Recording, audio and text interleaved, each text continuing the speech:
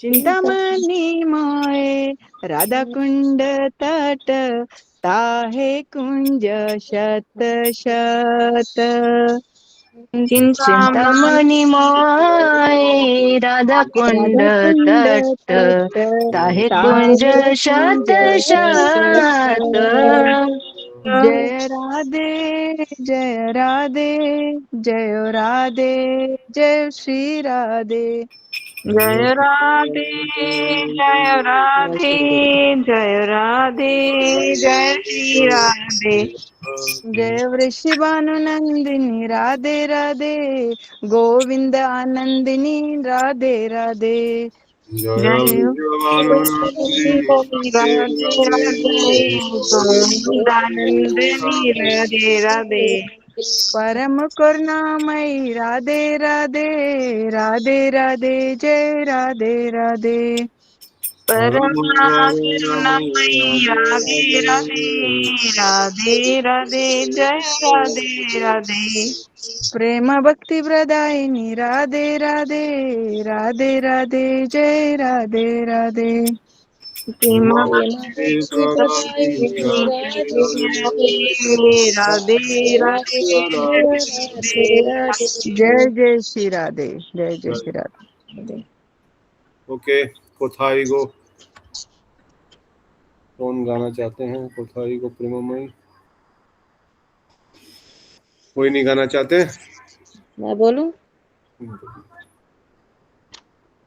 ज्यादा वजन तो आप नहीं बोले होंगे आज, मुझे लग रहा है ऐसा।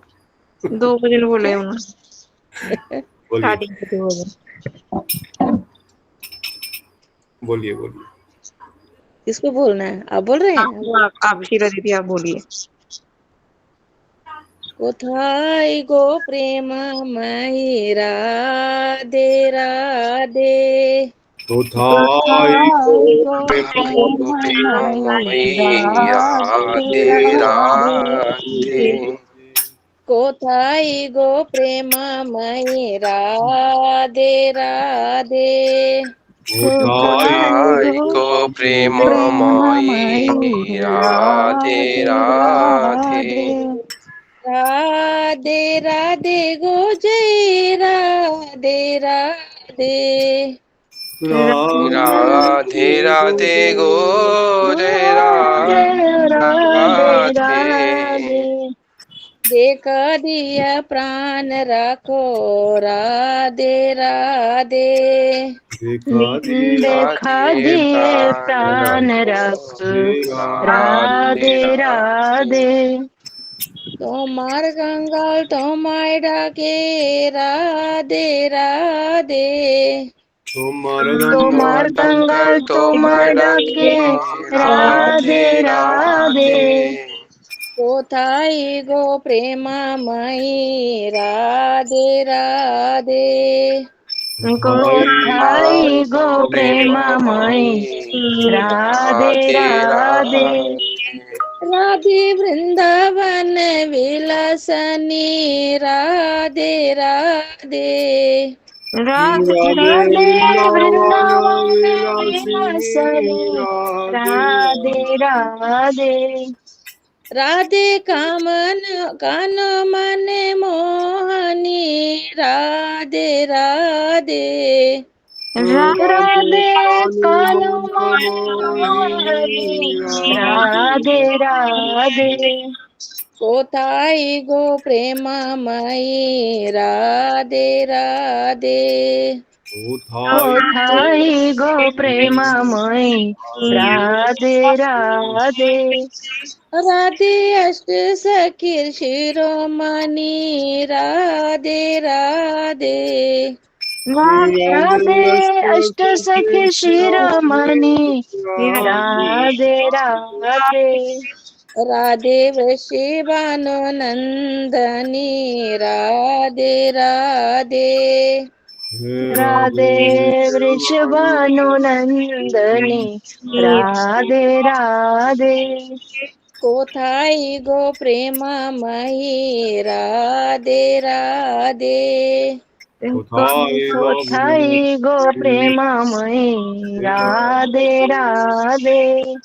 गोसाई नियम खरे सादर डाके राधे राधे गोसाई नियम करे नियम सदा करे सदा डाके राधे राधे गोसाई एक बार डाकी केशी घाटे आबर डाके वंशे वटे राधे राधे राधे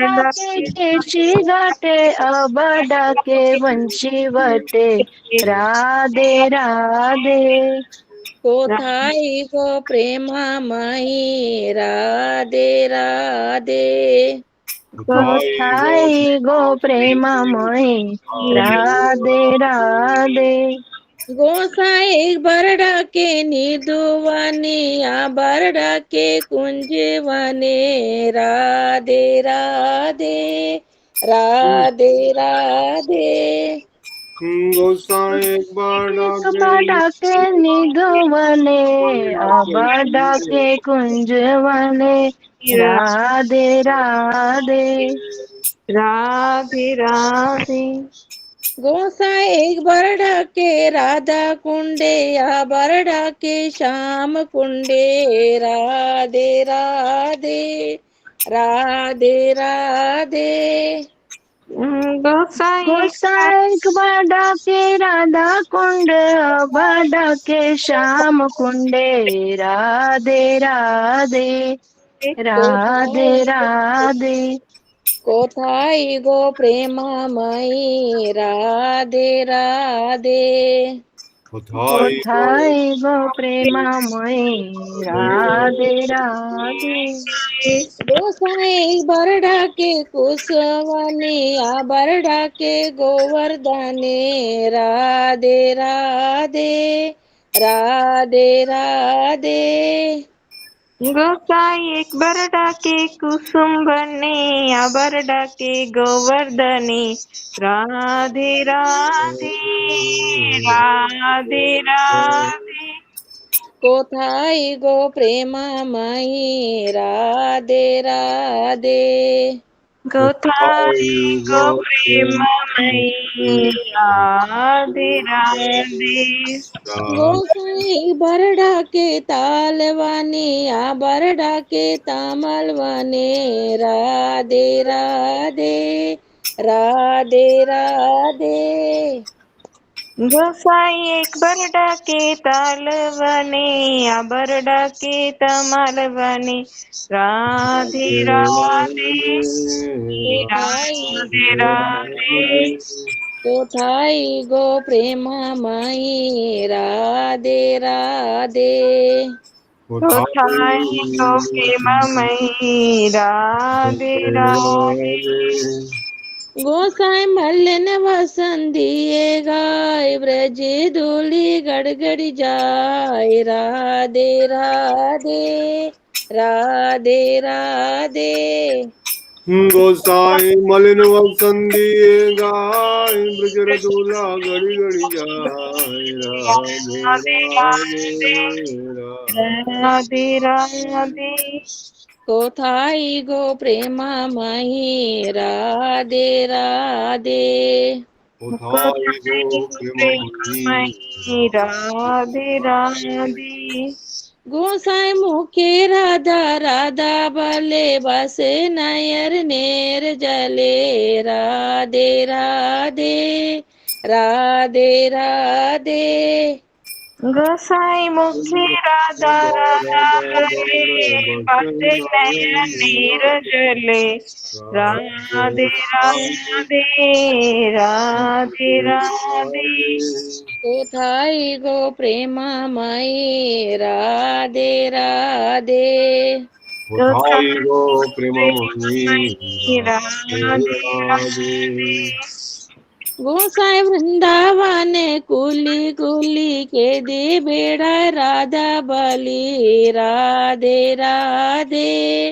राधे राधे गोसाई वृंदावन कोले कोली के देवे जय राधा बोली राधे राधे राधे राधे कोथाई गो प्रेमामयी राधे राधे।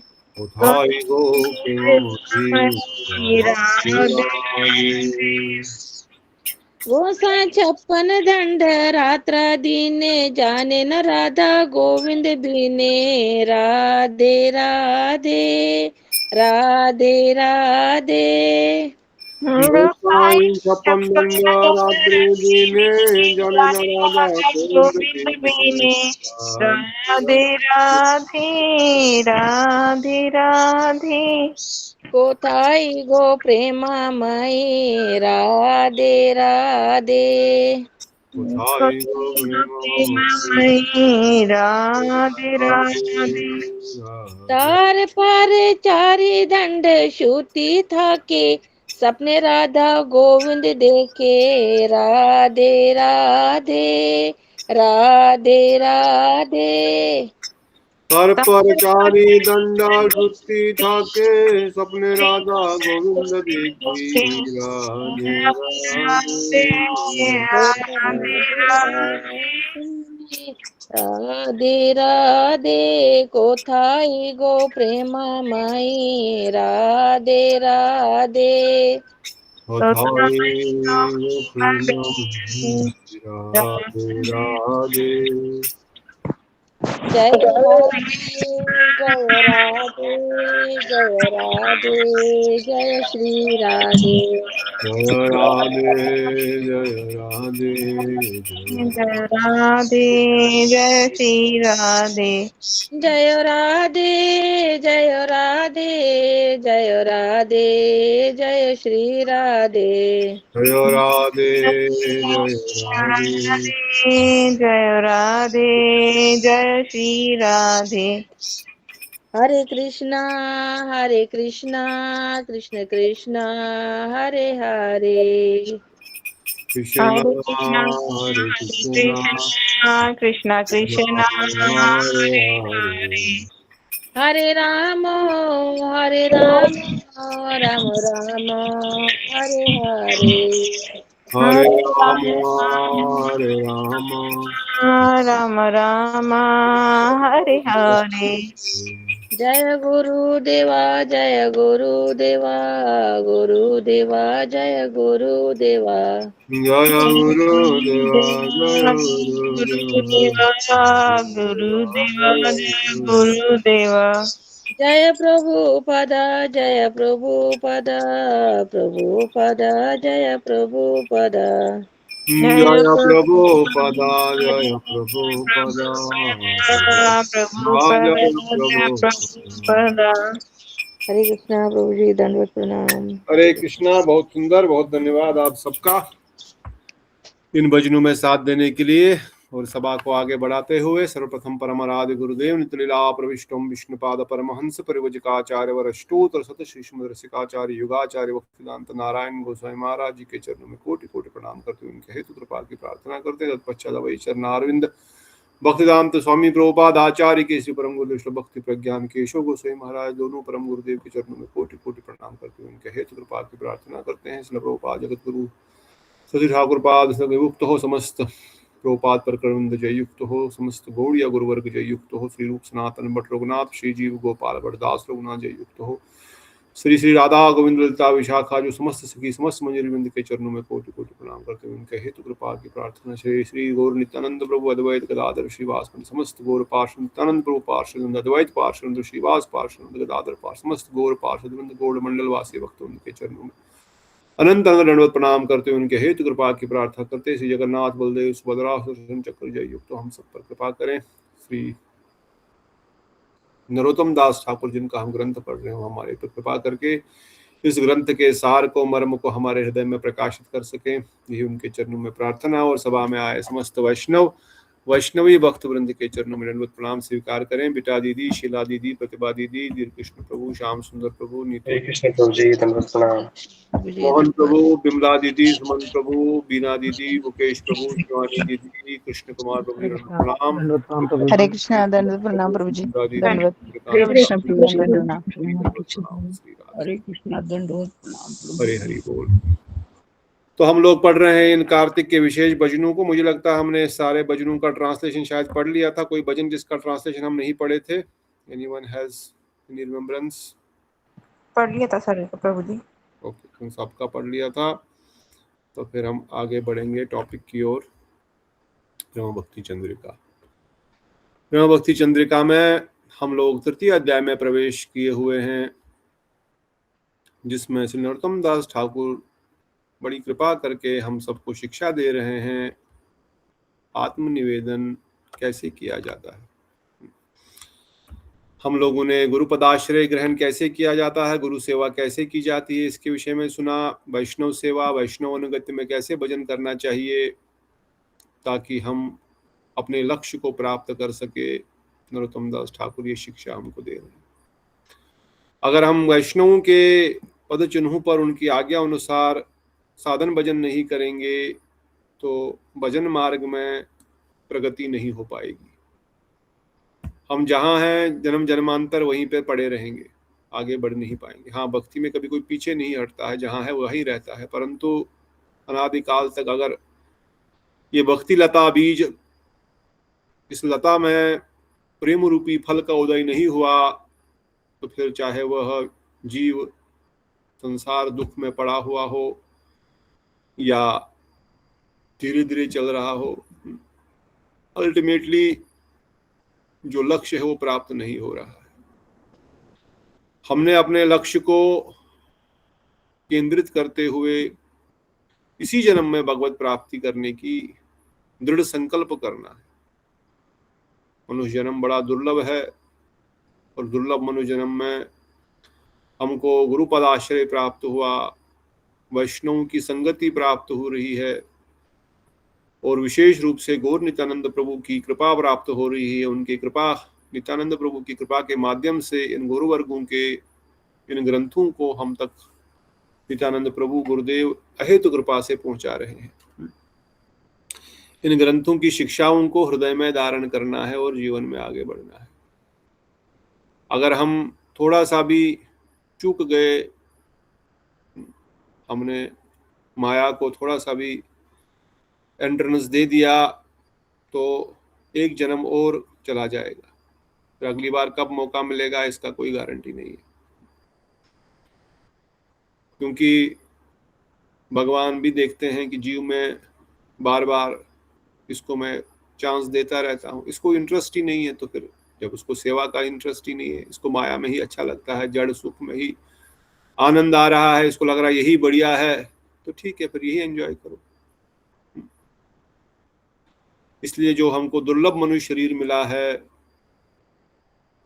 इसका सदुपयोग करते हुए साधु संग में निरंतर रहते हुए हमको भजन क्रिया में आगे बढ़ना है। और जैसा जैसा हम संग करेंगे वैसा ही हमारा रंग चढ़ेगा। हम जानते हैं जैसा करे संग वैसा चढ़े रंग। जिस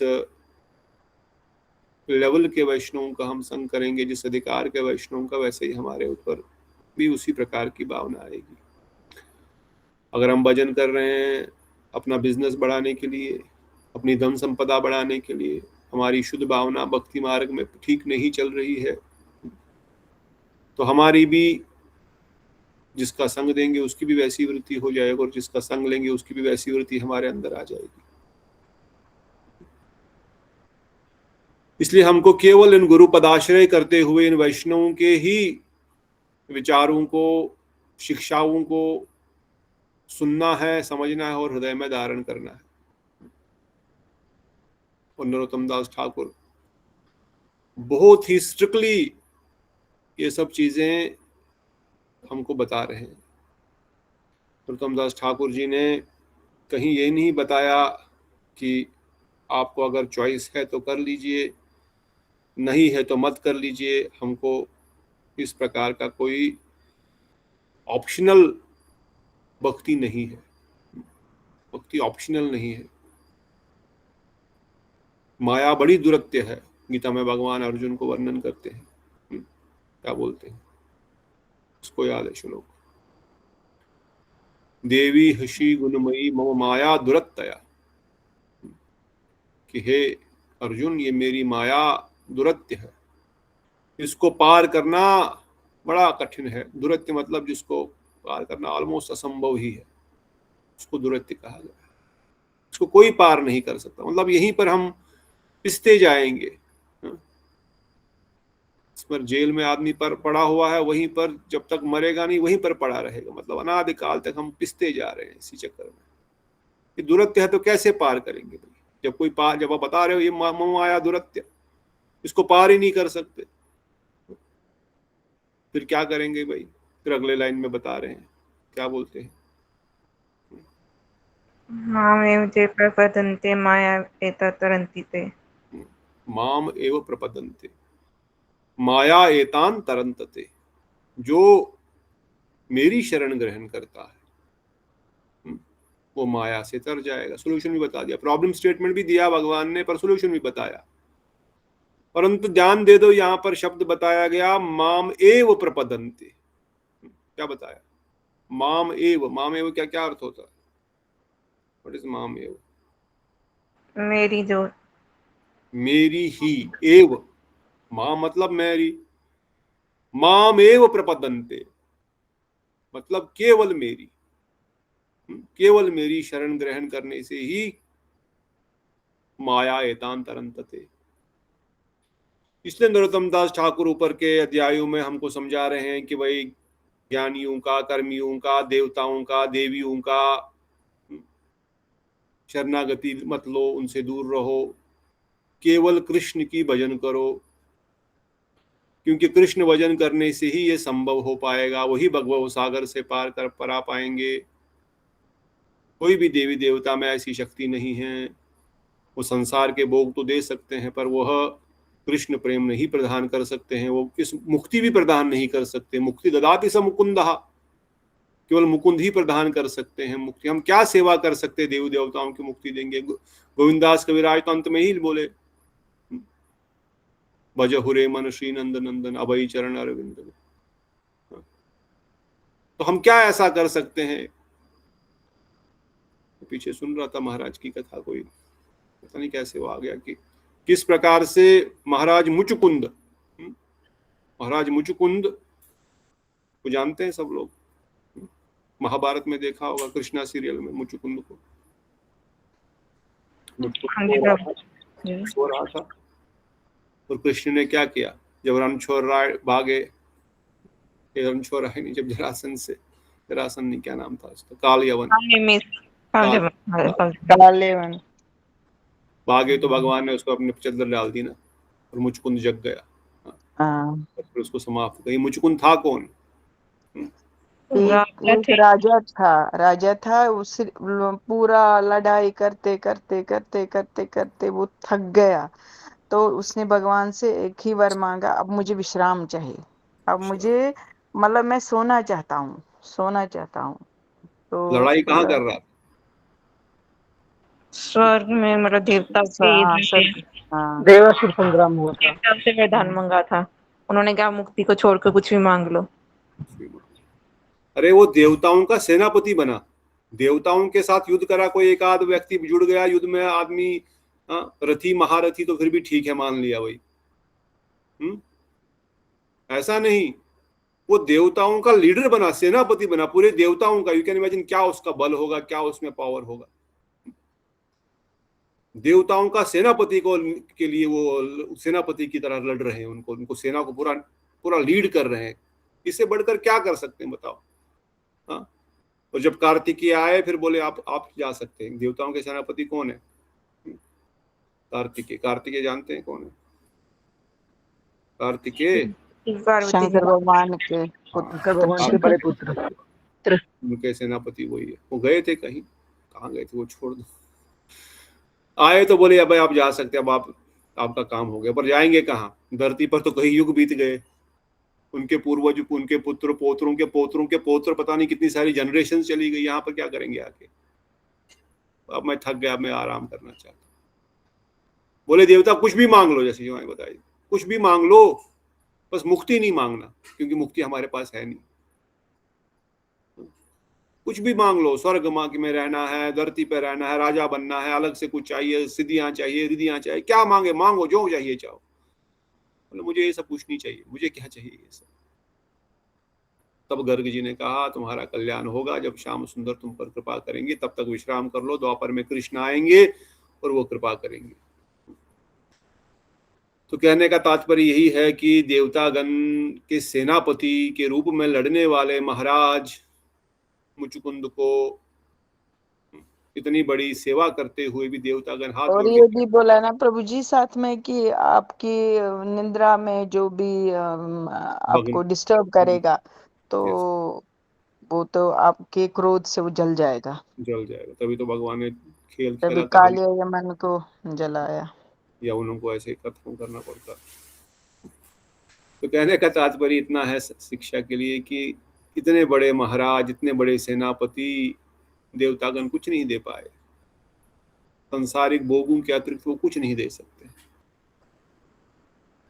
इसलिए नरोत्तम दास ठाकुर वर्णन कर रहे हैं कि कृष्ण का भजन करो। और भगवान भी कहते हैं कि अगर माया से पार होना है तो माया से पार होने के लिए माम एव ही प्रपदन्ते, मेरी ही एकमात्र शरण ग्रहण करनी पड़ेगी, दूसरी किसी से काम नहीं चलेगा। माम एव ही प्रपदन्ते माया एतान तरंतते, मेरी शरण ग्रहण करने से ही बस मेरी शरण, माम एव, बस मेरी शरण ग्रहण करने से। इसलिए हमको कहीं भी भटकना नहीं है। इन कथाओं के माध्यम से, इन शिक्षाओं के माध्यम से, भागवतम के इन उपाख्यानों के माध्यम से भगवान यही समझाना चाहते हैं कि भाई यहां वहां मत भटको।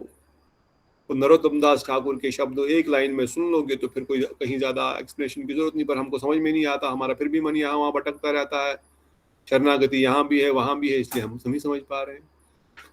तो वही इस द्वितीय श्लोक में नरोत्तम दास ठाकुर वर्णन कर रहे हैं आत्मनिवेदन, जिसमें हम प्रवेश कर रहे हैं। ज्यादा अभी पीछे को नहीं जाएंगे दोबारा, कि किस प्रकार से प्रार्थना करते हैं। यावत जन्म मोरा अपराध हैनु बोर, निष्कपटे ना बजीनु तोमा, तथापि आहा तुम्ही गति ना छाड़ी प्राणपति, मुनि सम नाहि कदम।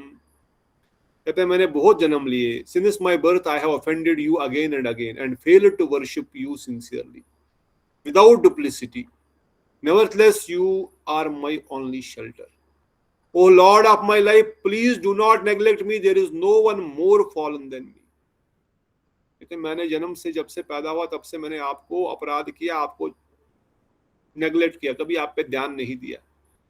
बार बार मैं आपका पूजन करने में, आपका भजन करने में, आपकी साधना करने में मैं बार बार फेल होता जाता हूं, कहीं ना कहीं फंस जाता हूं माया के जंगल में।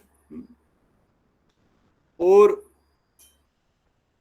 दोगलापंथी है, मैं दिखाता हूं मैं भजन कर रहा हूं, अंदर भजन कुछ हो नहीं रहा है, बस दिखाने के लिए, शो के लिए भजन, शो के लिए ही सब कुछ कर रहा हूं। बस मैंने ये सब बनाया, वैसा किया, ये घर बनाया, ये मंदिर बनाया, ये सेवा किया, वो सेवा किया, या ऐसा कपड़ा धारण किया, तिलक धारण किया, बस मैं तो बस महात्मा बन गया। अंदर से क्या भजन हो रहा है? अंदर से कितना रो रहा है आदमी, कितना नाम हो रहा है, कितनी विनम्रता आई है अंदर, कितना रुचि आई है कृष्ण भजन करने में। और कल हमने सुना कितने काम तिमिंगल हमको जला रहे हैं, या हमको फर्क नहीं पड़ रहा किसी भी इंद्रिय के भोग वेग के द्वारा। क्या हम कृष्ण रस का रसास्वादन कर रहे हैं? नाम रस का नहीं कर रहे हैं, पर बाहर से दिखा रहे हैं, हाँ जी बहुत बढ़िया मैं भक्त बन गया हूं। This is duplicity. पर कहते नरोत्तम दास ठाकुर, मैं करूं भी तो क्या करूं, मेरा दूसरा कोई सहारा नहीं है, आप ही मेरा एकमात्र सहारा हो, इसलिए मुझ पर कृपा करो। मैं इस भव सागर में गिरा हुआ हूं, मैं सबसे पतित जीव हूं। यह आत्मनिवेदन की प्रार्थना है। हमने पहले ही सुना 3 प्रकार के आत्मनिवेदन है। ये पहले प्रकार के आत्मनिवेदन नरोत्तम दास ठाकुर हमको शिक्षा दे रहे हैं कि मैं अदम हूं, मैं असमर्थ हूं। समर्थ प्रभु तो है हमारे साथ, वो समर्थ है, पर हम सब असमर्थ है। नरोत्तम दास ठाकुर कहते हैं निष्कपट भजन के बारे में शिक्षा दे रहे हैं। कपट भजन नहीं, डुप्लिसिटी वाला नहीं, दोगलापंथी वाला भजन नहीं, निष्कपट भजन करना है। निष्कपट भजन क्या कि मैं अपराधी हूं, जन्म जन्मांतर से मैं अपराध करता हुआ आ रहा हूं। अगर अपराध नहीं कर रहा होता तो फिर मेरे काम के प्रति, संसार के भोगों के प्रति मेरी रुचि नहीं होती, मेरी रुचि आपके भजन में ऑटोमेटिकली होती। इसलिए मैं शुद्ध भजन नहीं कर पा रहा हूं, मुझ में कोई शक्ति नहीं है। और जो मेरा संग है वो सारे ठगों का संग है। मुझे लग रहा है मेरे बहुत अच्छे दोस्त हैं ये लोग, मेरे वेलविशर्स है, पर ये सब ठग है। क्यों? ये मुझे बहुत सारा प्रलोभन देते हैं, अरे ऐसा करो सुख मिलेगा, वैसा करो सुख मिलेगा, ऐसा करो, ये करेंगे फिर वो करेंगे। साधन भजन करने की कौन शिक्षा दे रहा है?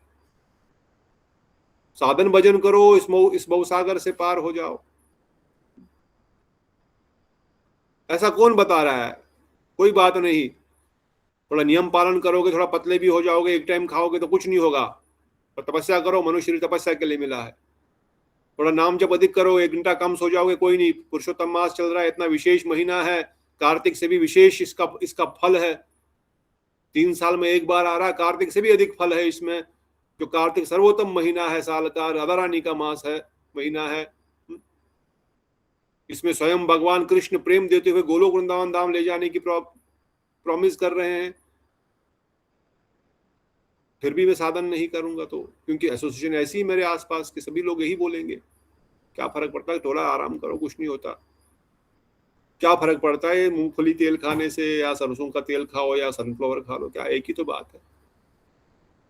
कुछ भी तेल खाना है, तेल से मतलब होता है। ये सब क्या लगा रखा है इन गोड़िया मठ वालों ने? अब टमाटर छोड़ दो, आप बैंगन छोड़ दो जी, परमल छोड़ दो, ये सब्जियों नहीं खाने से क्या होगा?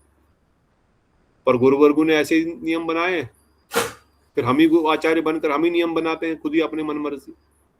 जब हम गुरुवर्गों के नियमों को पालन नहीं करना चाहते हैं तो फिर खुद ही आचार्य बन करके अपने नया संप्रदाय शुरू कर दो। पर कुछ तो हमको गुरुवर्गों के जो उन्होंने शिक्षाएं दी, जो बताए, तभी तो कृपा, कल हमने सुना, कृपा मिलेगी कहाँ से? कृष्ण मिलेंगे कहाँ से? कृष्ण से तो हमारे कृष्ण थे, पर कृपा कहाँ से मिलेगी? गुरु वैष्णव किसे ही मिलेगी? उनके ही आज्ञा, उनके ही नियमों को पालन नहीं करेंगे तो फिर कैसे मिलेगी कृपा? इसलिए नरोत्तम दास ठाकुर वैष्णव वर्णन कर रहे हैं कि मेरा संग जो है वह मुझसे सब कुछ चुरा रहा है, मेरी भक्ति, मेरा साधन कम हो रहा है। परंतु मैं आपका हूं, आप मेरे हैं, मैं भक्त हूं, मुझे अपने करीब ले जाइए, मुझे अपनी कृपा दीजिए। मेरा खुद में कोई रुचि नहीं है माया से बाहर जाने की। मैं चाहता ही नहीं हूं, मुझे माया बड़ी अच्छी लगती है। अरे क्या हो, बढ़िया है, खाओ पियो, पिक्चर देखो, मॉल में जाओ, बच्चे हैं, बीबी है, पति है, फैमिली है, घूमना फिरना है, गप्पे हैं, इंस्टाग्राम है, फेसबुक है, टीवी है लगा हुआ, बढ़िया है। मुझे कोई माया से बाहर निकलने की रुचि नहीं है। मेरी सच की अवस्था यही है, this is reality. But duplicity, ये तो मैं तो भक्त हूं, मैं तो टीवी थोड़ी देखता हूँ। मैं नहीं, मेरे पास टीवी ही नहीं है, मेरे पास टीवी ही नहीं है, मैं टीवी कहाँ देखता हूँ? मैं तो भक्ति करता हूँ, नाम करता हूँ निरंतर। और तेरा अंगूठा माला पे ज्यादा चलता है या मोबाइल पे ज्यादा चलता है, वो भी बता दो जरा। अंगूठा माला नीचे ज्यादा मन के फेरता है या मोबाइल के स्क्रीन को ज्यादा फेरता है? वो भी कंप्यूटर को एक बार काउंट करके देखो, गारंटी काउंट करके देखेंगे तो मोबाइल पे स्क्रीन में ज्यादा फिरता होगा। 16 माला से ज्यादा, 16 माला से तो ज्यादा फिरता ही होगा ना।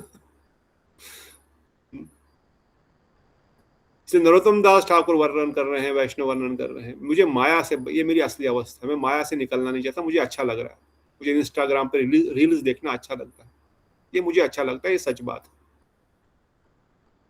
पर मैं जानता हूं ये भी कि आपकी भक्ति के अतिरिक्त कोई आनंद नहीं हो सकता।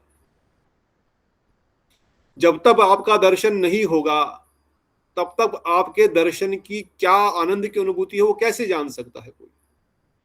जब तक आपका कृपा नहीं मिलेगा तब तक कैसे जान सकते? बिना आपकी कृपा के संभव नहीं है ये इसलिए श्रीमद् भागवतम के चतुर्थ स्कंद के 90वें अध्याय के 10वें श्लोक में ध्रुव महाराज जी कहते हैं, क्या वर्णन करते हैं, या निवृत्तस्तनुभृतां तव पाद पद्मा धन्यादिभवज जन्म कथा श्रवणेन यसत् या ब्रह्माणि सौ महिम्नाम अपि नाथ मत भूत मा भूतः किं वा अंतकाशी लोलित पततम वन्नयत्। क्या बोल रहे हैं? पढ़िए, कौन पढ़ना चाहता है? ध्रुव महाराज क्या बोल रहे हैं? My Lord, the transcendental bliss derived from meditating upon your lotus feet or hearing about your glories from pure devotee is so unlimited that it is far beyond the stage of Brahmananda, wherein one thinks himself merged in the impersonal Brahma as one with the Supreme, since Brahmananda is also defeated by the transcendental bliss derived from devotional service. Then what to speak of the temporary blissfulness of elevating himself to the heavenly planets, which is ended by the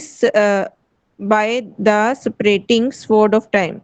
Although one may be elevated to the heavenly planets, he fall down in due course of time. ध्रुव महाराज बोले, हमको संसार के सुख बड़े अच्छे लगते हैं, इसमें कोई दो राय नहीं है, इसलिए तो हम उनको एंजॉय कर रहे हैं। पर हमको ये सिंसियरिटी ठाकुर जी के सामने रखनी पड़ेगी, मुझे नहीं माया से विरक्ति है, आपसे आसक्ति है, पर आप कृपा करो, क्योंकि मैं जानता हूं आपके भक्तों ने इसको अनुभव किया है। अनुभव के बाद ये लिखा, ध्रुव महाराज ने ठाकुर जी का दर्शन किया, फिर लिखा, फिर बताया क्या है आप। जब दर्शन किया फिर बता रहे हैं आपका दर्शन कैसा है।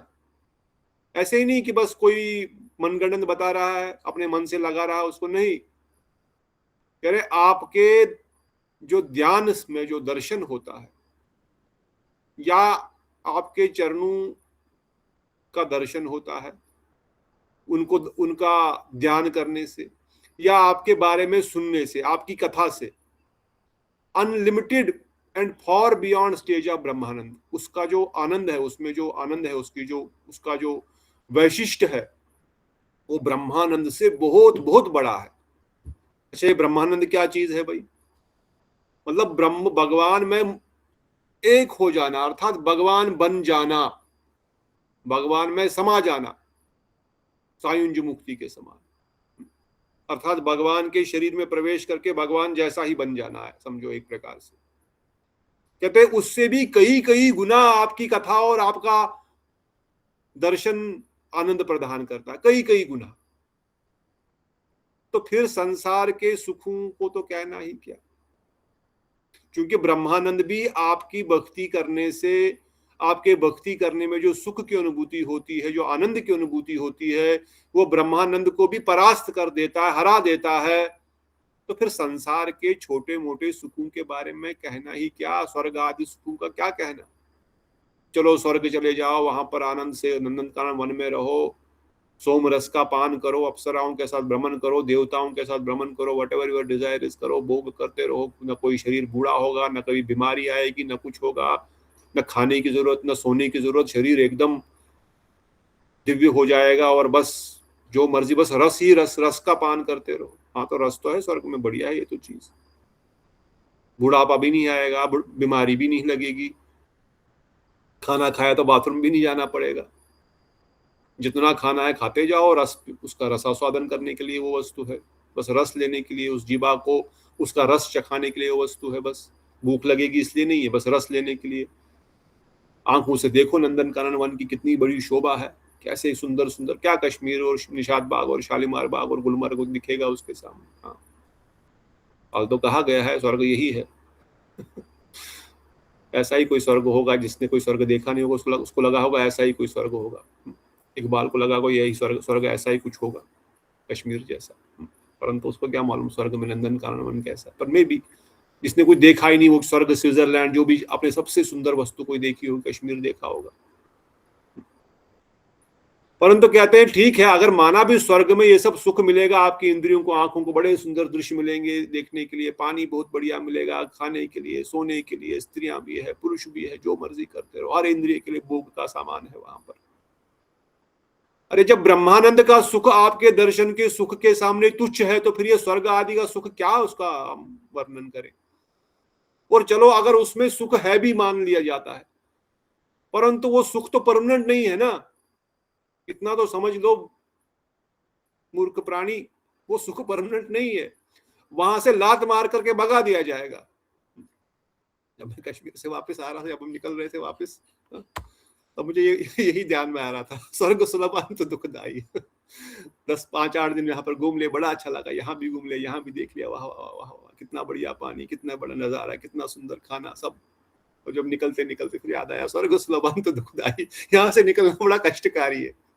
अब यहाँ से निकलना पड़ेगा, यहाँ रह नहीं सकते, यहाँ से वापस जाना पड़ेगा, यहाँ से निकलना पड़ेगा, अभी हो गया।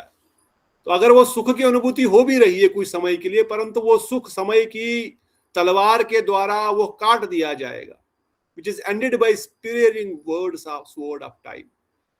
स्वर्ग भी अगर पहुंच गए, पर स्वर्ग से भी वहां से धक्के मार करके निकाल दिए जाओगे, वहां पर परमानेंट स्थान नहीं है भाई।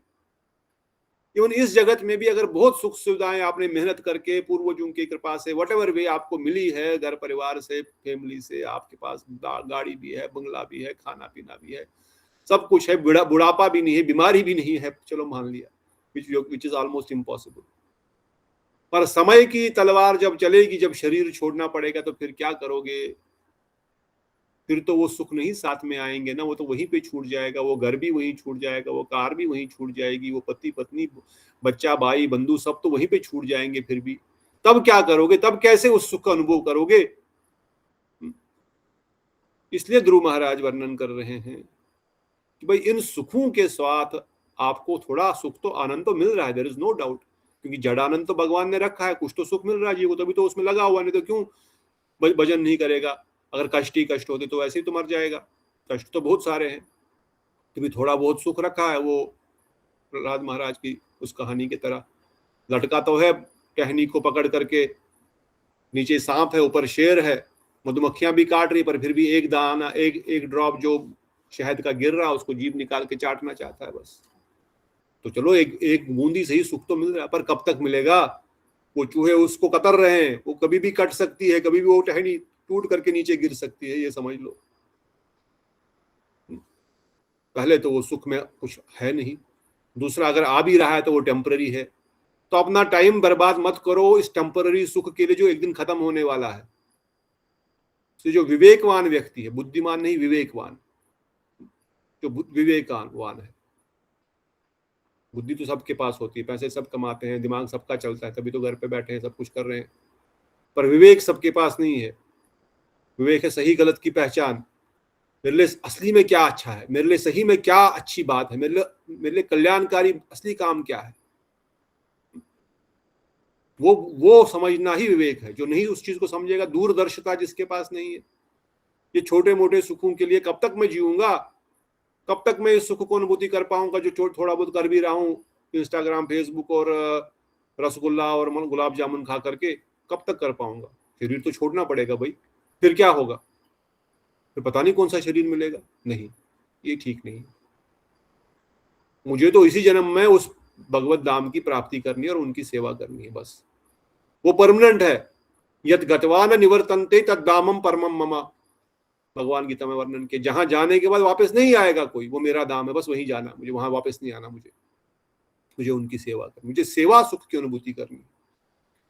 इसलिए ध्रुव महाराज कह रहे हैं भाई संसार के सुख छोड़ दो, इनकी तो बात ही मैं नहीं कर रहा, मैं कह रहा हूं ब्रह्मानंद का सुख, भगवान में समा जाने का सुख भी भगवान के दर्शन के सुख या भक्ति के सुख के समान सामने तुच्छ है, फार फार बियॉन्ड, उनसे बहुत बहुत बड़ा है, वो उनसे बहुत बहुत बड़ा है। इसलिए बुद्धिमान व्यक्ति, विवेकवान व्यक्ति थोड़ा सा विवेक को जागृत कर अपने समय को, अपनी एनर्जी को सही जगह पर लगा।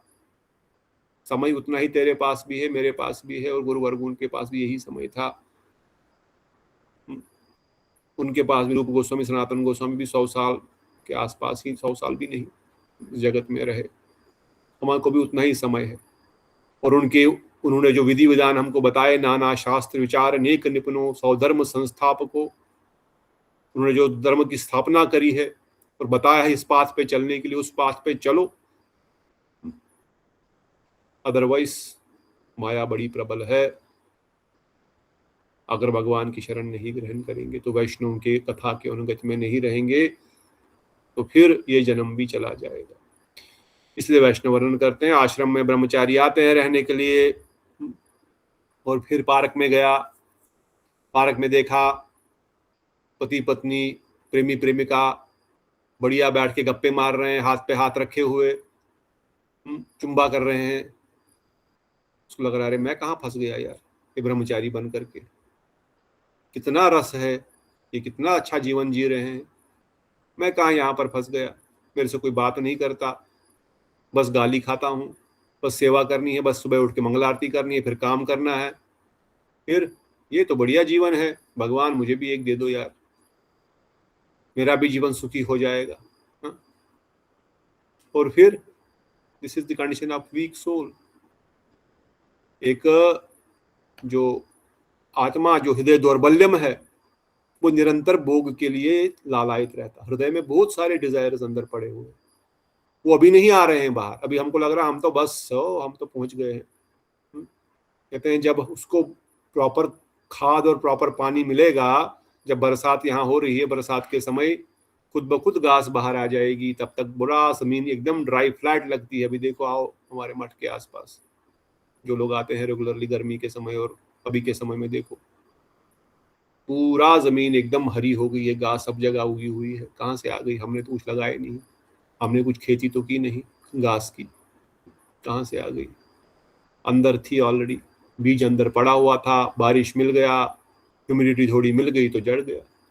हमारे हृदय में बहुत भोग के वासनाएं पड़ी है, अनंत अनंत डिजायर्स पड़े हुए, उनको जो ही फलीभूत होने का मौका मिलेगा, फेवरेबल सर्कमस्टेंस मिलेगी, वो बस बाहर निकल आएंगे। फिर वो काम की इच्छा, भोग की इच्छा प्रकट हो जाएगी, और फिर then they will jump into Maya again and again, फिर से माया में डूबते जाएंगे। इसलिए वैष्णवन करते निरंतर जीव इस भोग की प्रवृत्ति के लिए भाग रहा है। इवन बीमार व्यक्ति भी अगर है, फिर भी वो शरीर का भोग चाहता है। बीमार व्यक्ति भी, मना किया है डॉक्टर ने ज्यादा खाने के लिए, फिर भी खाना चाहिए। मना किया है ये काम करने के लिए, ये इंद्रिय भोग करने के लिए, नहीं फिर भी मुझे करना है। क्यों? डिजायर।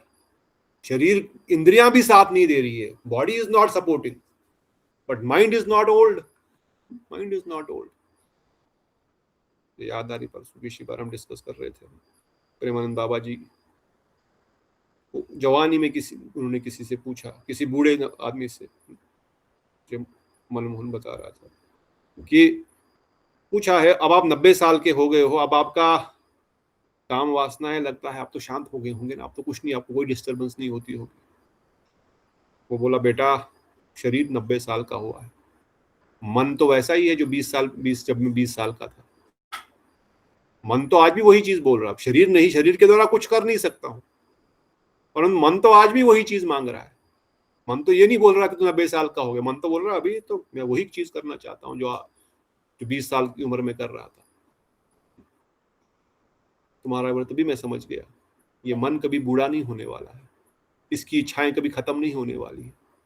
इसको अभी, चलो उनका तो उस समय निर्वाण का रास्ता था, बट भक्ति मार्ग में हम तो दबा नहीं रहे उसको, हम उनको कृष्ण की ओर मोड़ रहे हैं, बस कृष्ण सेवा की ओर मोड़ रहे हैं। इसलिए वैष्णव वर्णन कर रहे हैं, इसलिए नरोत्तम दास को वर्णन कर ले। इसलिए प्रार्थना करो, आत्मनिवेदन करो। The point is we are not doing atmanivedan. हमको लगता है हम नाम जप कर लिए, हमने 4 नियम पालन कर लिया, आरती घुमा लिया, हो गया हमारा। आत्मनिवेदन इज वेरी इंपॉर्टेंट।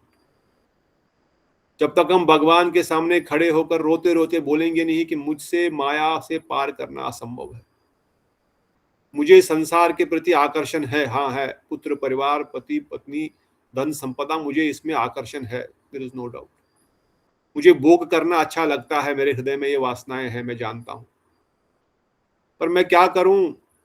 आप ही इसको दूर कर सकते हो, आप ही अपने चरणों के प्रति आकर्षण दे दो। आप में ही ये शक्ति है, मुझ में शक्ति नहीं है, मैं तो असमर्थ हूं, आप कृपा करके इसको ठीक करो। ये रोज बोलने से तो सुनेंगे वो, हम बोलेंगे नहीं तो कैसे चलेगा। आत्मनिवेदन नवदा भक्ति का विशेष अंग है,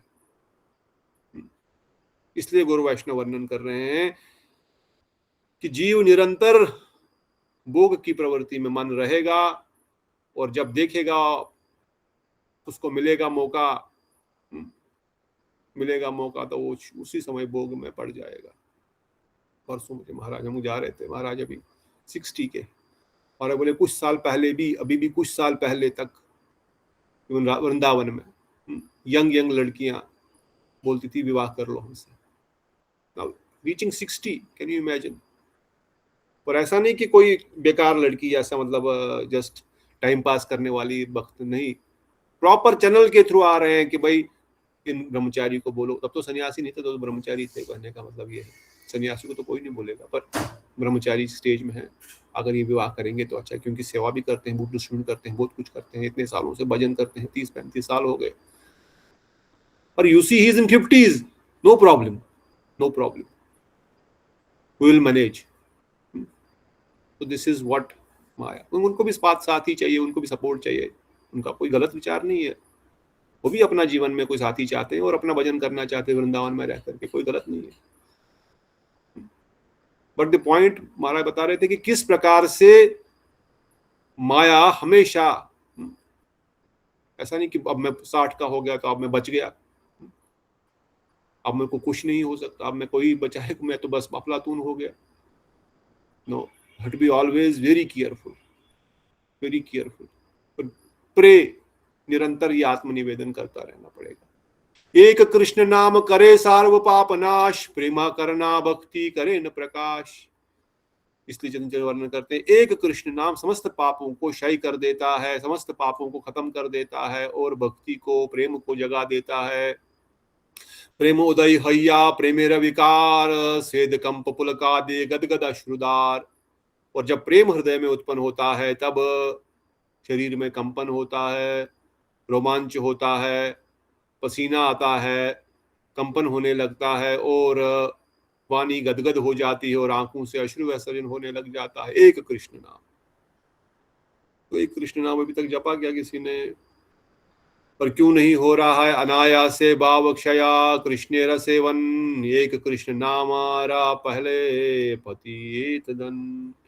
The fruit of simply chanting Krishna name just once is that one's material existence is easily terminated and he receives the wealth of service of Krishna. चैतन्य चरितामृत आदि लीला वर्णन करते हैं, एक कृष्ण नाम बोलने से आपके संसार की ज्वाला खत्म हो जाती है, और एक जीव कृष्ण प्रेम, कृष्ण धन को प्राप्त कर लेता है। एक कृष्ण नाम, हे न कृष्ण नाम यदि लया बहुबार, तबु यदि प्रेम नाही अश्रुदार। अरे हम तो इतने समय से कृष्ण नाम बोल रहे हैं, हरे कृष्ण कृष्ण कृष्ण हरे हरे, हरे राम करे जा रहे हैं, राम राम हरे हरे, इतने समय से। ये क्यों नहीं बात फिर अश्रुदार हो रही है, हमारे रोमांच नहीं हो रहे हैं? इसका कारण क्या है?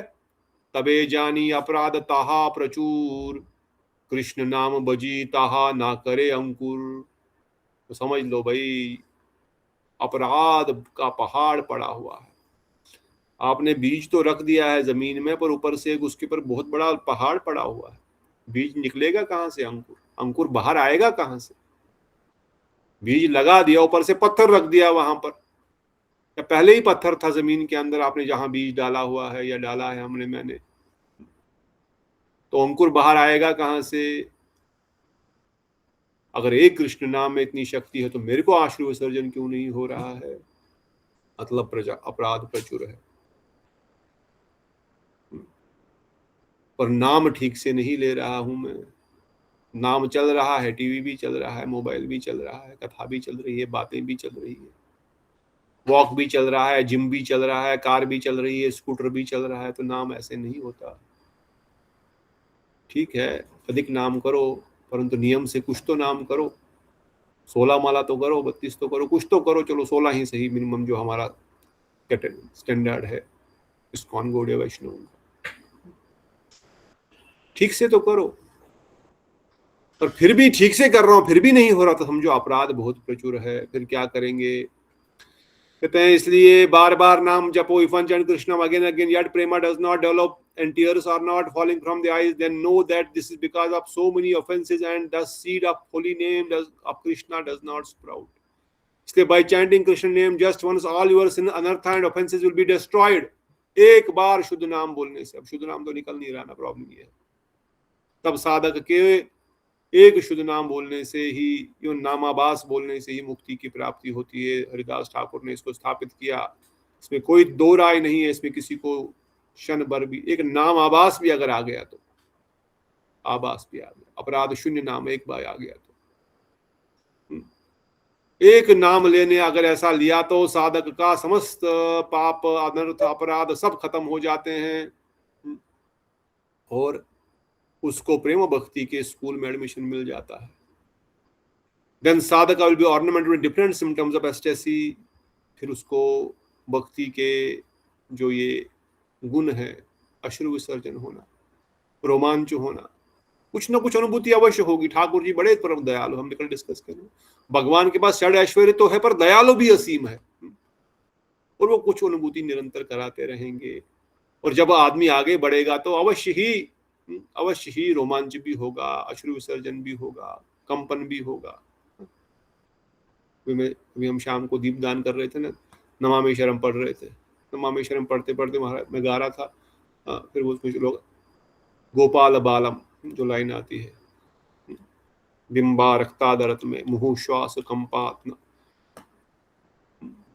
बिंबादरत में। तो मैं ऐसे ही गाते गाते प्रयास करते हैं थोड़ा सा ध्यान करने का इसका अर्थ के ऊपर, इसकी लीला के अर्थ के ऊपर। मैं ऐसे ध्यान था कैसे कितने सुंदर वो श्याम सुंदर की, जैसे अंकल पढ़ रहे थे, कितने सुंदर सुंदर उसका कपोल है और मुख है, हाँ, कितना गोल मटोल, और उसपे वो घुंघराले बाल ऐसे लग रहे हैं कि वो चुंबन कर रहे हैं। मुहुस श्वास मुहुस चुंबितम बिंबा रक्तादरत में। वैसे बजा रहा था ना वो कांसार बजाते बजाते नीचे से एक बच्चा पता नहीं कहाँ, वो उधर पीछे खड़ा होगा, आया सामने और कांसा पकड़ लिया। अब मैं उसी का ध्यान कर रहा हूँ और कांसा किसी ने पकड़ लिया, मैं नीचे देख रहा हूँ, एकदम वैसे ही घुंघराले बाल, ऐसे ऐसे एकदम 1.5 साल का बच्चा, बहुत सुंदर, बहुत गोरा गोरा, और वो पकड़ लिया कांसा। फिर मैं बजा रहा हूँ धीरे धीरे धीरे, फिर वो देख रहा, थोड़ी देर के लिए चला गया और फिर था बाद में बहुत देर तक था। मतलब somehow or other when you are praying, आप you are meditating कुछ तो कहीं नहीं, छोटा बच्चा 1 साल 1.5 साल बच्चा थोड़ी ना किसी को हो जाएगा, बस उधर ही आकर के माइक के सामने खड़े होकर हाथ और कांसा नीचे रहता, कांसार की पकड़ क्यों लिया? तो कृष्णा इज इंडिकेटिंग समथिंग, वो जिसका तुम ध्यान कर रहे हो वो मिलेगा, आई थिंक। मतलब something, I was very surprise कि ये बालक आकर के यहाँ पे खड़ा हो गया और मैं सोच ही वही रहा था, गोपाल बालम बिंबा रक्तादरत में मुहुस चुंबितम, उस स्वरूप को, और सामने वो बालक, मुझे लगा समझो भगवान का स्वरूप, बच्चे से भगवान का स्वरूप होते ही है। तो इसलिए वैष्णव वर्णन कर रहे हैं यहाँ पर कि इस प्रकार से अगर कोई साधन करता है, एक नाम शुद्ध भी ले लेता है, एक शुद्ध नाम ले लेता है और आत्मनिवेदन करते हुए शुद्ध नाम लेता है या नाम लेता है, तो उसको प्रेम भक्ति की स्कूल में एडमिशन मिल जाएगा। अब एडमिशन हो गया तो फिर कुछ अनुभूति भी होगी, ऐसा नहीं कि वो बस ड्राई सूखा सूखा ही जीवन चलता रहेगा, ऐसा नहीं है, अनुभूति होगी। क्यों? क्योंकि एडमिशन हो गया, नाम ने तो अपना काम कर दिया, एक नाम ने ही समस्त अनर्थ, समस्त अपराध, समस्त पाप खत्म कर दिए। अब ये नाम किस लिए कर रहे हैं? गुरुदेव की कथा अगर आपने सुनी होगी, कल भी आई थी, जब आज आई थी, कि नाम हम इसलिए नहीं कर रहे हैं कि हमको पाप से बचना है। हम प्रसाद खाते नहीं, हम प्रसाद को सेवा करते हैं। हम प्रसाद खाएंगे, प्रसाद नहीं खाया जाता है, प्रसाद तो स्वयं कृष्ण है, तो क्या कृष्ण को खाएंगे? कृष्ण की सेवा करेंगे, प्रसाद की सेवा होती है, हम प्रसाद को सेवन करते हैं, उसकी सेवा करते हैं। हम नाम की सेवा करते हैं, नाम तो साक्षात कृष्ण है, नाम करना मतलब नाम की सेवा करना, तो हम सब सेवा रूप में करते हैं इनको, ये हमारा सेवा है। इसलिए नहीं कि पाप दूर करेगा, कष्ट मिटाएगा, कष्ट मिटे तन का, इसलिए नहीं ओम जय जगदीश चल रहा है यहाँ पर। ये जगदीश हमारा भजन घोड़े वैष्णव भजन इसलिए नहीं है, कष्ट मिटे तन का, तन मन धन सब कुछ है तेरा, नहीं। इसलिए वैष्णव गुरु वैष्णव कर रहे हैं, वर्णन करते हैं, जब इस प्रकार से जीव माया को पार होकर के कृष्ण सेवा में रत हो जाएगा तो हृदय में उसकी अनुभूति होगी, कृष्ण नाम अपना फल अवश्य देगा, क्योंकि उसका फल उसका देना उसका काम है। जब जिसको नाम पुकार रहे हैं वो तो आएगा ही ना, आएगा वो क्यों नहीं आएगा? उसको पुकारेंगे, हृदय से पुकारेंगे तो क्यों नहीं दर्शन देगा? वो तो वेट कर रहा है कि कब मुझे कोई पुकारे। परंतु अगर अभी तक भी कृष्ण नाम की बात कोई अनुभूति नहीं हो रही है तो बहुत अपराध प्रचुर है। थोड़ा सा अपने अपराधों को दूर करो। और किस प्रकार से दूर होंगे अपराध? जब हम अपने एफर्ट्स प्रॉपरली लगाएंगे नाम के ऊपर, सेवा के ऊपर, और अपने मन को तैयार करेंगे। वैष्णव वर्णन करते कर्दम मुनि ने देवहूति माता से कहा, जब पूरे वो ब्रह्मांड में घूम फिर के, पहले तो बहुत सेवा की देवहूति देवी ने। अगर देवहूति कर्दम संवाद आप पढ़ेंगे श्रीमद् भागवतम में, बहुत सुंदर गृहस्थियों के लिए शिक्षा है। पति पत्नी का संबंध कैसे होना चाहिए, पत्नी को किस प्रकार पति की सेवा करनी चाहिए, और पति ने भी किस प्रकार से पत्नी का ध्यान रखना चाहिए। वेरी गुड चैप्टर और गृहस्थ आज इन पर्टिकुलर। देवहूति ब्रह्मा जी की पुत्री है, ब्रह्मा जी की। और कर्दम मुनि कितने हजारों साल तपस्या करते, वो सेवा करती रही, शादी करके लाया और वो लग गए, ध्यान में बैठ गए। अभी तो शादी करके लाया, अभी तो एक दिन भी नहीं हुआ, तुम ध्यान में बैठ गए, उनके साथ घूमना फिरना कुछ भी नहीं। पर देवहूति माता सेवा करे जा रही, इतनी कि वो जुरियां पड़ गई, बुढ़ापा आ गया, अच्छा लग रहा बूढ़ा हो गया। फाइनली एक दिन बोली, हमारा विवाह हुआ था, आपको ध्यान है? तब कर्दम मुनि बोले, हाँ ठीक है, मैं समझ गया। एकदम उनको जल छिड़का, एकदम फिर से स्वर्ग से अप्सरा से भी उन्दर युवती हो गई, और कर्दम मुनि भी एकदम यौवन। और फिर उन्होंने एक विशेष विमान लाया, उस विमान में वो कई हजार वर्ष तक केवल अलग अलग ब्रह्मांडों में, सुंदर सुंदर बगीचों में बस घूमते रहे। उनकी पुत्रियां हुई, कितनी पुत्रियां हुई? 9 पुत्रियां। और फाइनली कर्दम मुनि बोले, जब पुत्र होगा फिर मैं भजन के लिए पूर्ण रूप से चला जाऊंगा। ऐसा नहीं कि मैं जिंदगी भर तुम्हारे साथ ही रहूंगा, ऐसा नहीं कि अब हम यहीं पर अब हम घूमते ही रहेंगे।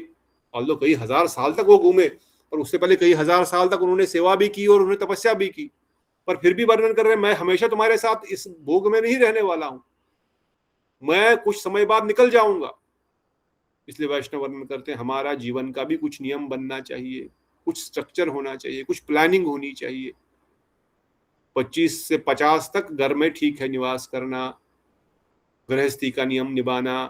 50 में वानप्रस्थी का नियम बताया गया है, चलो वन नहीं रहे, घर में ही रहो, परंतु भजन में ही भजन, एकमात्र भजन ही एकमात्र कार्य रहेगा, दूसरा कोई कार्य नहीं रहेगा। संसार के कामों से कोई ज्यादा लेना देना नहीं। मतलब 50 में तो रिटायरमेंट लेना ही प्लान करना चाहिए। गवर्नमेंट भले ही 60 बोलता है, तो हमको अपना फाइनेंशियल सब कुछ इस प्रकार से, साधन भजन पहले इस तरह से करो, फाइनेंशियल प्लानिंग ऑटोमेटिक हो जाती है। परंतु लक्ष्य तो बना के चलो।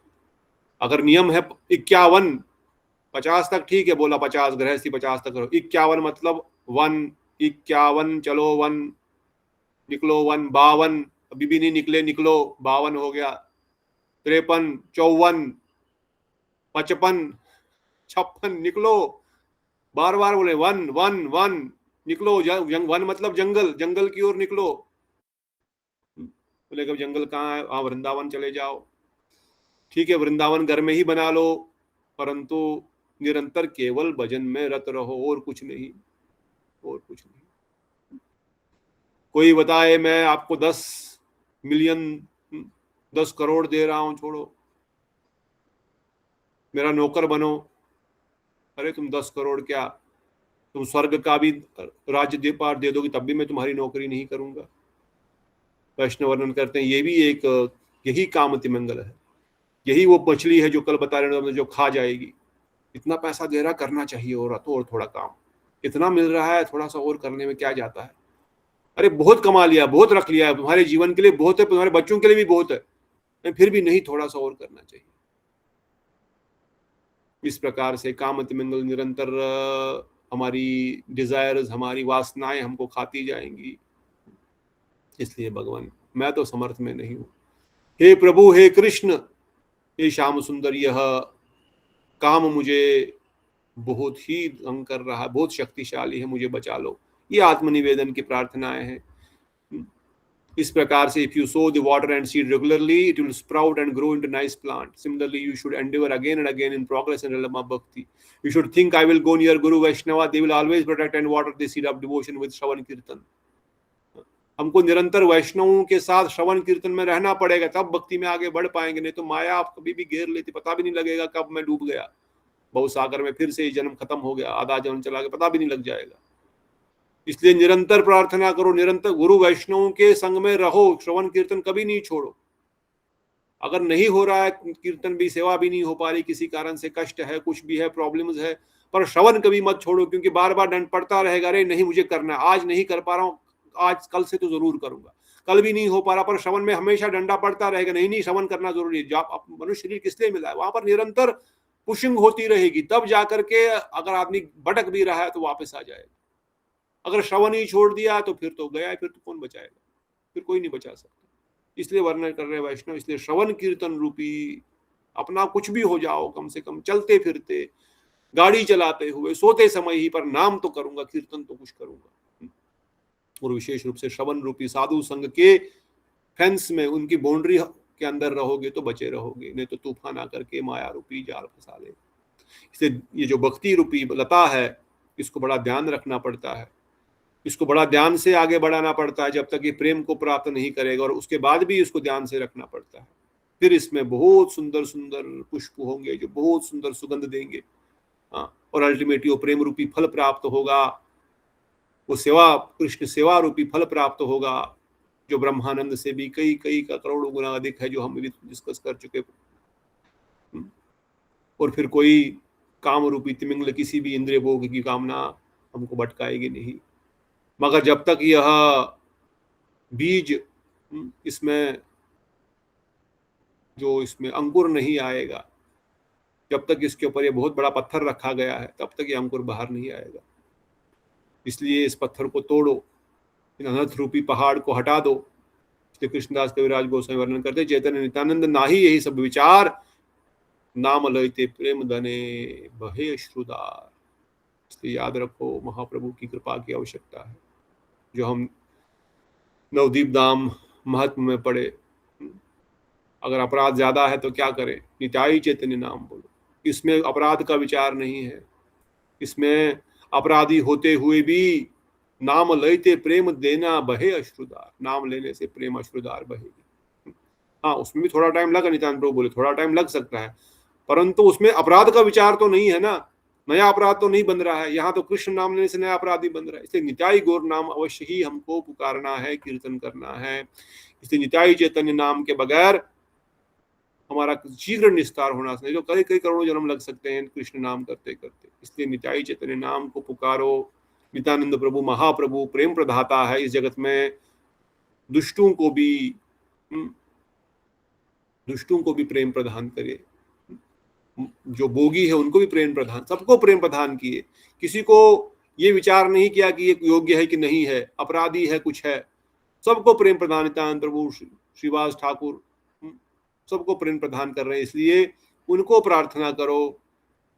उन सच्ची माता ने जो अपराध किया था अद्वैताचार्य के चरणों में, महाप्रभु ने कहा मैं इसको प्रेम नहीं दूंगा, I will only give you prema if you ask Advaitacharya to forgiveness, जब तक अद्वैताचार्य से माफी नहीं मांगोगे। Although Mahaprabhu Nityananda Prabhu forgive, Nityananda Prabhu are always thinking how to give pearls of prema to every Mahaprabhu, at first refuse to give the precious gift to his own mother. अपनी माता को प्रेम देने से मना कर दिया, इसको माता ने को नहीं दूंगा, क्योंकि अद्वैताचार्य के चरणों में अपराध किया था। वैसे तो इतना जघन्य अपराध भी नहीं था, थोड़ा सा ही बोल दिया था, ये अद्वैत नहीं ये द्वैत है। इसने माता और पुत्र को अलग कर दिया। मेरे बड़े बेटे विश्वम्बर को पता नहीं क्या पट्टी पड़ा ली, वो चला गया, संन्यास ले लिया, इतना ही तो बोला था, परंतु हृदय में ये बात आ गई थी। पर महाप्रभु ने उनको कहा प्रेम चाहिए तो अद्वैत प्रभु से माफी मांगो। माता ने अद्वैत प्रभु से माफी मांगी, मैंने तो अपराध को भी लिया, मैं तो सोचा ही नहीं आपके बारे में ऐसे। परंतु महाप्रभु शिक्षा दे रहे हैं कि अपराध किया है तो क्षमा मांगना बहुत जरूरी है। इसी प्रकार से महाप्रभु ने he gave the same treatment to Devanand Pandit. Mahaprabhu does not freely give prem to those who have committed offenses। यहाँ पर भी अपराध विचार है, उनको प्रेम इतनी आसानी से नहीं देते हैं। इसे the condition should have been committing offenses millions of births। Nityanand Prabhu Mahaprabhu first check to see if the jivas are humbly praying and crying। for the forgiveness of their innumerable offenses. If they are, then the possible to give them prema. Guru and Vaishnava understand the inner intention of the behavior of conditioned soul, then they know everything. Mahat pradata, mahat aparad, an offense committed to the pure devotee will result in terrible disease. The founder will become imical, and anything related to the bhakti in his heart will become dry. He will no longer serve Guru and Vaishnava. He will distance from him and serve from the service, and soon after he will establish his relationship with Maya. Guru and Vaishnava are always ready to show their mercy and forgive the offender. But the offender himself continues to commit offenses. Due to this, he goes far and further away from Guru Vaishnava. He creates a bigger border and restricts himself from going to Guru Vaishnava. Guru Vaishnava never consider a person's qualification. Upon seeing a person seeking shelter, they will immediately take the person in their lap and say, I will clean you and give you facilities to engage in Hari Bhajan. But the conditioned souls are lost due to their independent nature. They have lost everything. If the fortunate souls are serious and don't choose to lose themselves again, they can always be with Guru and Vaishnava. Then they will always be protected. But if they neglect Guru Vaishnava, many offenses will be committed. The first fruit of an offense, disease, and many other forms of sickness. Then weakness, followed by fear, will come. The person who has committed offense will distance himself and saying, how can I go near Guru Vaishnava? I am not qualified. I am not able to. I am not good for me to go near. It is much better to distance myself for them. I will no longer go there. इस प्रकार से भावनाएं आती है हृदय में.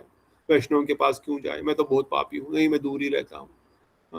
परंतु वैष्णव वर्णन कर रहे हैं, अगर हम प्रार्थना करेंगे सच्चे मन से, अपराध के लिए क्षमा मांगेंगे, तो वैष्णव तो इस जगत में आए ही हम पर कृपा करने के लिए. उनको आए, इस जगत में आए ही किस लिए?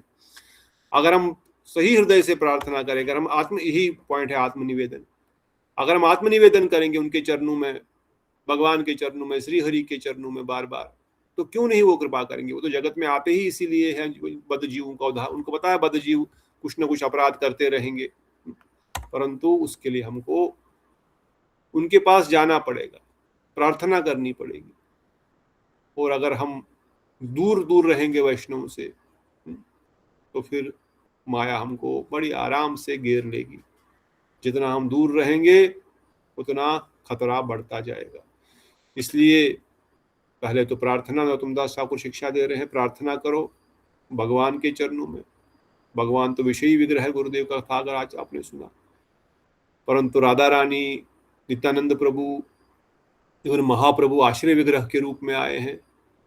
गुरुदेव वैष्णवगण आश्रय विग्रह के रूप में आए, वो हमारा आश्रय देने के लिए आए हैं. इसलिए उनसे प्रार्थना करें, उनके चरणों में आत्मनिवेदन करें, और अवश्य ही कृष्ण, अवश्य ही वैष्णवगण कृपा करते हुए, हमारे अपराधों को दूर करते हुए भक्ति के इन रसों की अनुभूति देंगे. अवश्य मिलेगी अनुभूति, ऐसा नहीं है कि नहीं मिलेगी.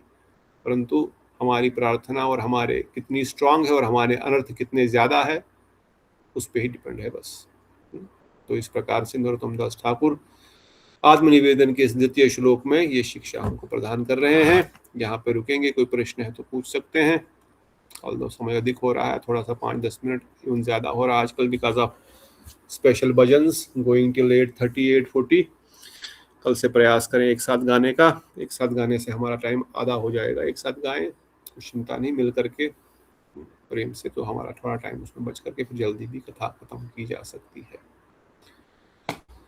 ओके, इफ नो क्वेश्चंस, तो आप सबका बहुत बहुत धन्यवाद. आपकी कृपा से जुड़े रहने से हमको इन ग्रंथों को पढ़ करके, समझ करके गुरु वैष्णवों की कुछ कृपा याचना करने का मौका मिल रहा है.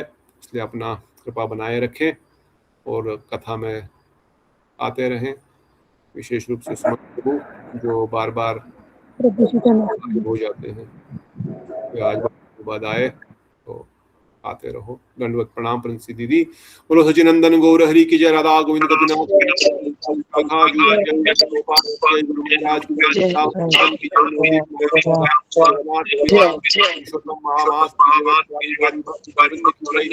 अनंत अनंत कोटि वैष्णव की जय.